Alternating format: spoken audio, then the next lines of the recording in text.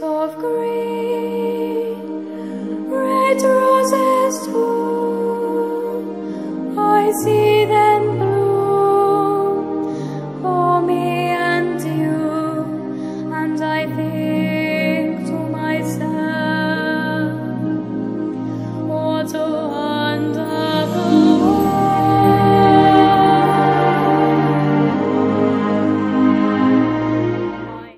Bapak, Ibu, dan kaum muda yang terkasih, selamat pagi. Pada sebuah teori psikologi, ada 5 kebutuhan dasar manusia yang tersusun rapi dalam sebuah hierarki kebutuhan manusia. Mungkin beberapa dari kita tahu. Paling bawah hierarki piramid, paling bawah adalah kebutuhan fisiologi atau kebutuhan fisik. Kita kenal sandang, pangan, dan papan, tapi terutama di sini yang menjadi kebutuhan fisik adalah soal makan dan minum. Kebutuhan fisiologi yang paling kuat di mana ketika kita berada dalam keadaan absolut, ketika kita lapar, haus, atau orang lain lapar dan haus, semua kebutuhan lain itu akan ditinggalkan dan orang akan cenderung untuk melakukan apapun juga untuk memenuhi kebutuhan ini. Paling bawah, makan dan minum. Maka jangan heran kalau ada orang bisa mencuri, berbuat kejahatan hanya untuk memenuhi kebutuhan dasariah. Saya belum makan sehari ini, masa saya harus mati? Saya akan melakukan apapun untuk saya makan, atau keluarga saya makan, anak saya makan. Ini menjadi pondasi bagi kebutuhan manusia. Paling bawah, ini di atasnya. Jadi ini pondasi. Kebutuhan dasar yang kedua itu adalah kebutuhan rasa aman, safety needs. Setelah kebutuhan fisik tadi terpenuhi, maka muncul kebutuhan rasa aman. Orang mencari keadaan yang stabil, proteksi, perlindungan kiri dan kanan.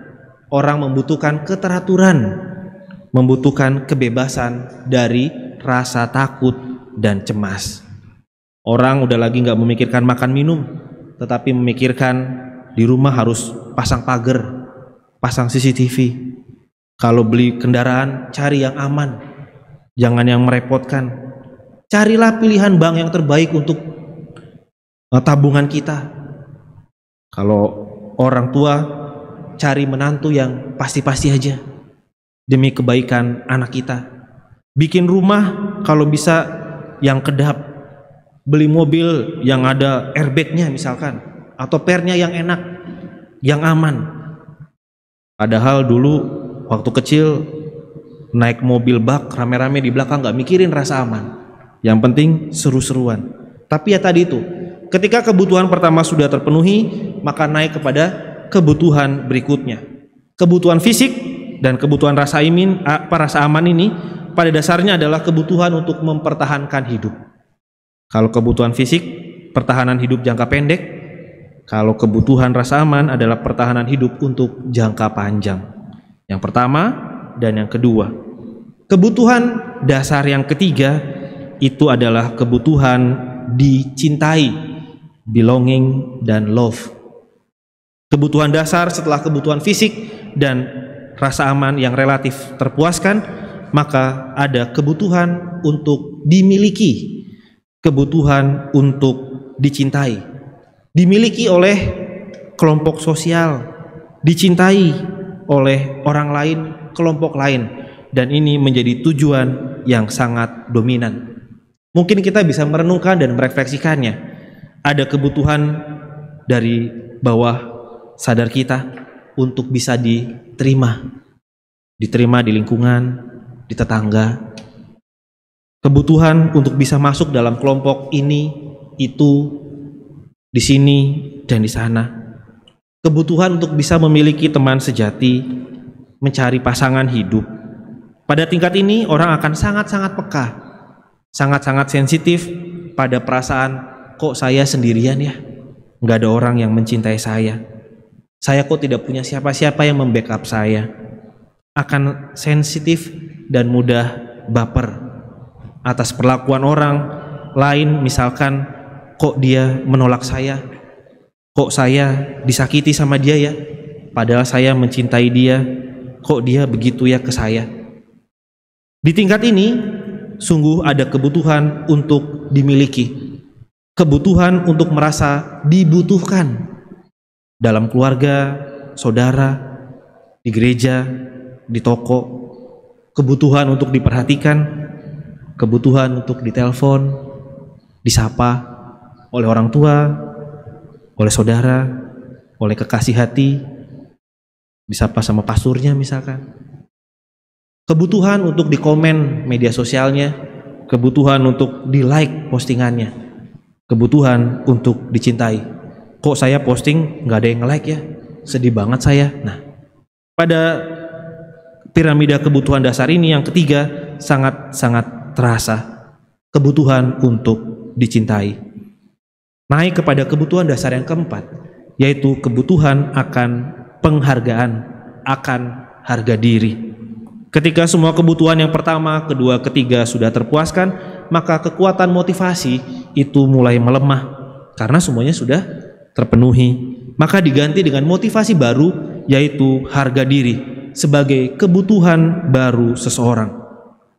Ada kebutuhan untuk bisa memiliki kekuatan, kekuasaan, kesuksesan, pengakuan diri dari orang lain, kebutuhan untuk bisa mencapai prestasi dan prestis yang orang lain sedang memperjuangkannya. Maka di tahap ini akan sangat jelas bagaimana orang bisa senang dan bangga akan pencapaian dirinya ketika terutama diakui oleh orang-orang lain. Yang dulu tidak bisa, sekarang bisa. Mencari ini dan itu, memiliki ini dan itu, mobil bagus, motor gede dan lain-lainnya, yang sebenarnya dia tahu bahwa ini sebenarnya tidak ada gunanya, hanya untuk pemenuhan kebutuhan penghargaan, kebutuhan dipuji, diakui kesuksesannya, dinilai baik dan bijak oleh orang lain. Jadi jangan heran, jangan emosi misalkan kita di tengah-tengah keluarga atau bersama dengan saudara atau dalam kehidupan menggereja dan bermasyarakat ada orang yang akan mudah menyeletuk, atau mungkin kita sendiri yang kerap kali bergumam, hargai saya dong. Saya sudah capek-capek bikin ini, bikin itu, kok saya tidak dihargai? Karena orang berada dalam fase kebutuhan akan penghargaan diri. Sudah bangun subuh-subuh, dan lama-lama, mau jadi prodiakon, pakai lipstik misalkan, tiba-tiba di sakristi, hari ini nggak ada prodiakon ya. Nah, hargai saya dong Romo. Nah, untung hari ini nggak. Harga diri, ini gimana ini? Gereja Katolik tidak pernah menghargai pelayanan kita umatnya. Males aktif, nggak mau lagi terlibat, nggak ada gunanya. Masa misalkan nih, udah ikut arisan 3 periode, cuman dihargai dengan 1 kaos dan 1 botol tempat air minum misalkan. Hargai kami dong, kami kan sudah terlibat. Ada sesuatu yang ada di sini, yaitu kebutuhan akan penghargaan, harga diri. Maka masuklah sampai kepada kebutuhan dasar yang paling tinggi, yang kelima paling atas, yaitu kebutuhan manusia yang digambarkan ini, kebutuhan aktualisasi diri. Terakhir, sesudah semua kebutuhan dasar terpenuhi, maka muncullah kebutuhan aktualisasi diri, kebutuhan untuk bisa menjadi sesuatu yang ia mampu mewujudkannya secara maksimal, entah itu seluruh bakat, kemampuan, potensi, apa yang dia miliki, dan dia bisa mengekspresikannya, dan itu menjadi kebanggaan dan kebahagiaannya. Aktualisasi diri adalah keinginan untuk memperoleh kepuasan dengan dirinya sendiri, self-fulfillment, untuk menyadari semua potensi dirinya, untuk menjadi apa saja yang dia dapat lakukan, dan menjadi kreatif dan bebas untuk mencapai puncak prestasi potensinya.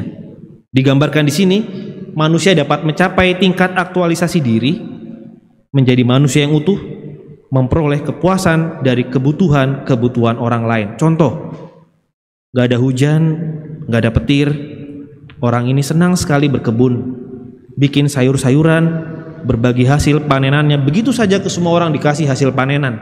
Saya senang, saya bahagia, bukan karena saya mau mendapatkan penghargaan, bukan karena saya mau dicintai, tidak, saya senang aja. Ini adalah aktualisasi diri. Saya berkebun, dan saya membagikannya kepada semua orang. Aktualisasi diri dan saya menjadi aktual. Orang senang ke gereja, bermurah hati pagi siang sore menyiapkan ekaristi, dekorasi bunga-bungaan, konsumsi, berkarya ini dan itu. Bukan karena motivasi mendapatkan penghargaan atau pengakuan, bukan motivasi saya mau aktif karena saya lagi cari makan, mumpung di gereja banyak makan gratis misalkan. Bukan, tapi ya ini adalah aktualisasi diri saya. Saya bahagia melakukan ini, saya gembira, saya sukacita, hidup saya berarti.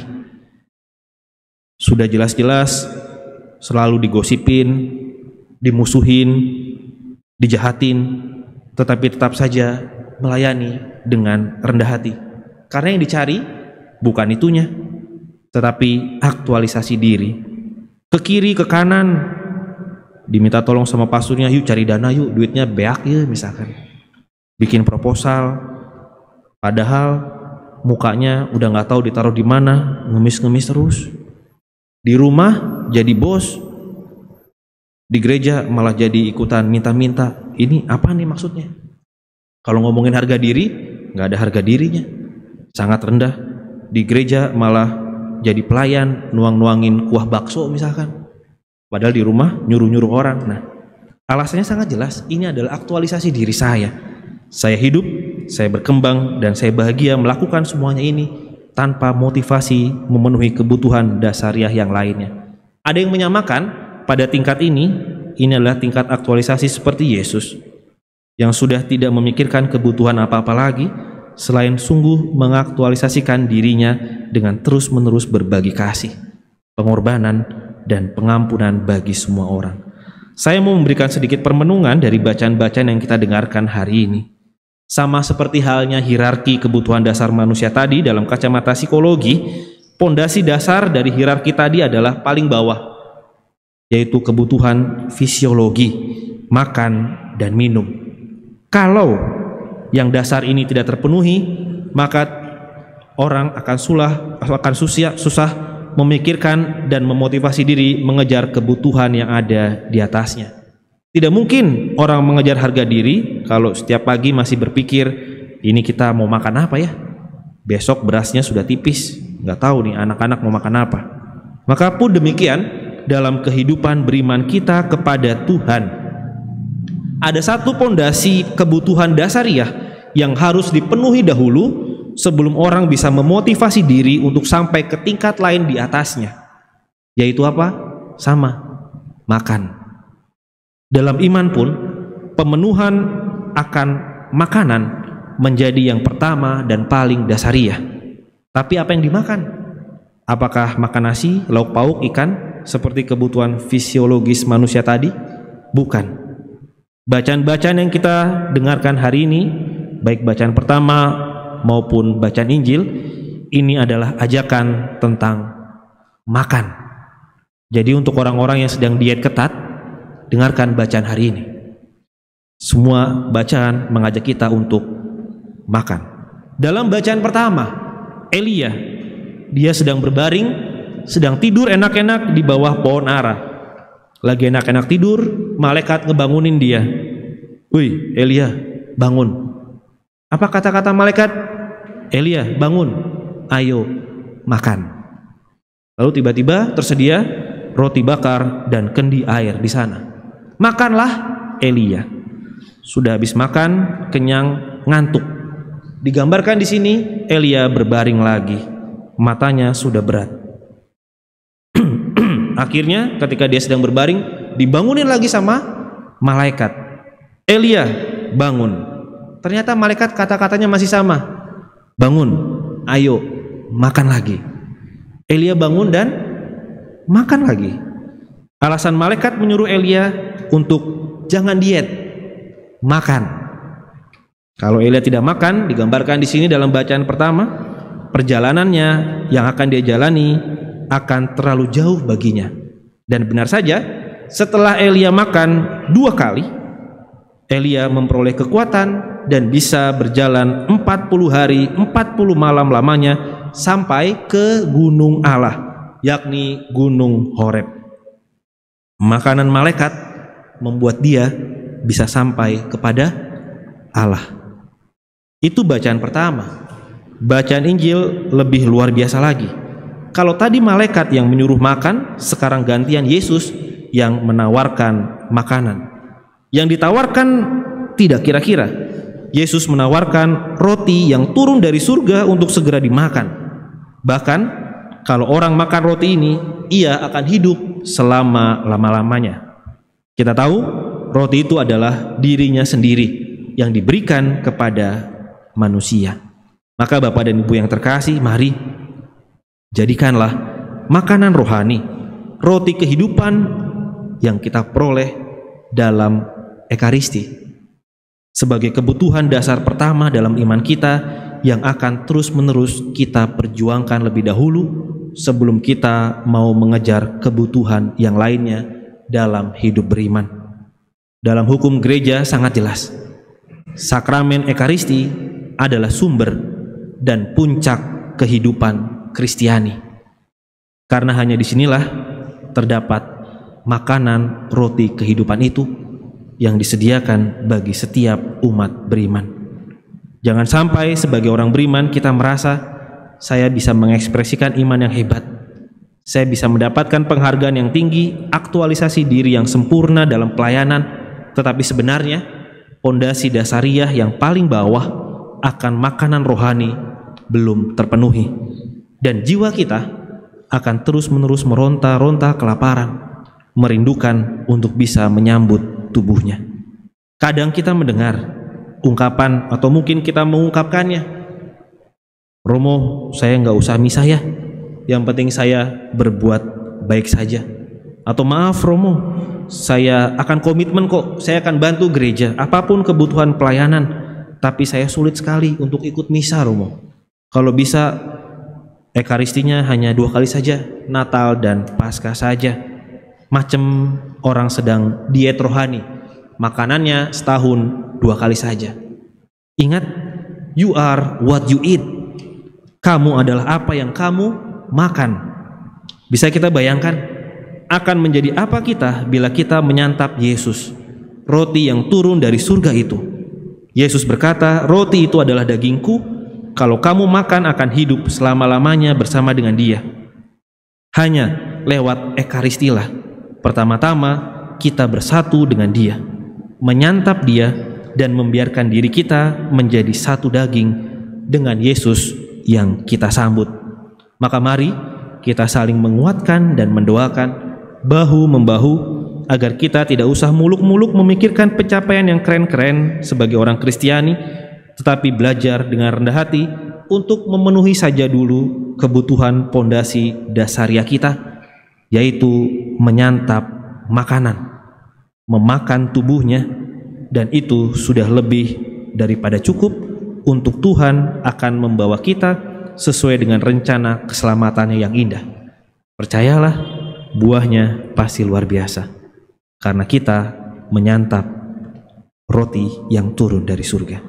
Kemuliaan kepada Bapa dan Putra dan Roh Kudus, seperti pada permulaan, sekarang, selalu, dan sepanjang segala